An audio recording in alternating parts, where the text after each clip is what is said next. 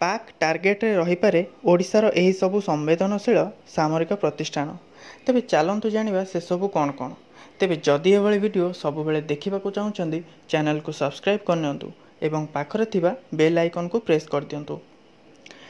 भारत और पाकिस्तान मध्य उत्तेजनामूलक परिस्थिति सृष्टि होइतिबा बेले ओडिशा रे थिबा प्रतिरक्षा मंत्रालय गुरुत्वपूर्ण एवं संवेदनशील प्रतिष्ठान उपरे पाकिस्तान आक्रमण आशंका रही। सेही परिप्रेक्षी रे एही सबु प्रतिष्ठान पई अधिक सतर्कतामूलक व्यवस्था ग्रहण करिबा दरकार बोली अवसरप्राप्त लेफ्टिनेंट जेनेराल केपी धल सामंत मत व्यक्त करिसंती। लेफ्टिनेंट जेनेराल धल सामंत संवाद.in सहित कथबार्ता बेले कहिसंती पाकिस्तान एक हुंडालिया राष्ट्र। जदि यह कौनसी क्रमे भारत उपरे आक्रमण करे तेबे भारतर गुरुत्वपूर्ण और संवेदनशील स्थानगुड़िकु टार्गेट करिपारे।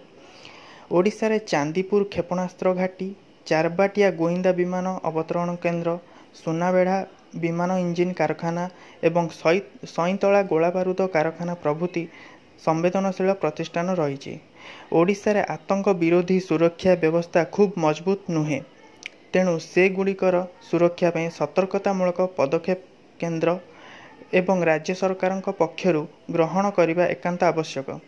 एहा छड़ा जनसाधारण मध्य कौनसी संदिग्ध व्यक्ति बा कार्यकलाप नजर को आसिले तुरंत कर्तृपक्षक दृष्टि आकर्षण करने उचित।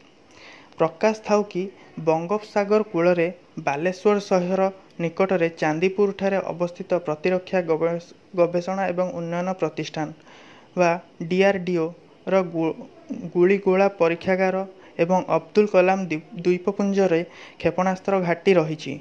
एठारू आकाश, सूर्य, अग्नि, पृथ्वी आदि क्षेपणास्त्र सफल परीक्षण होईछि।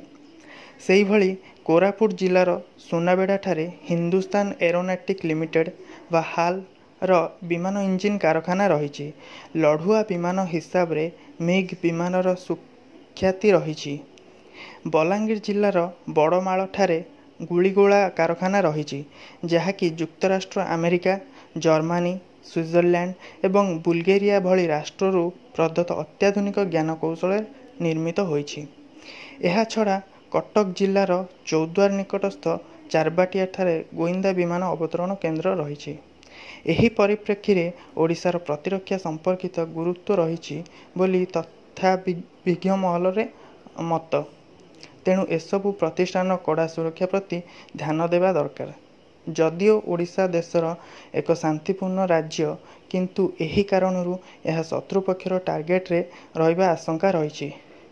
ए प्रसंग रे police DG doctor Rajendra Prasad Sharma मतामत लगी तांको जोगाजोग करा जायतिला, मात्र व्यस्तता हेतु से मतामत देई पारि नाहांती।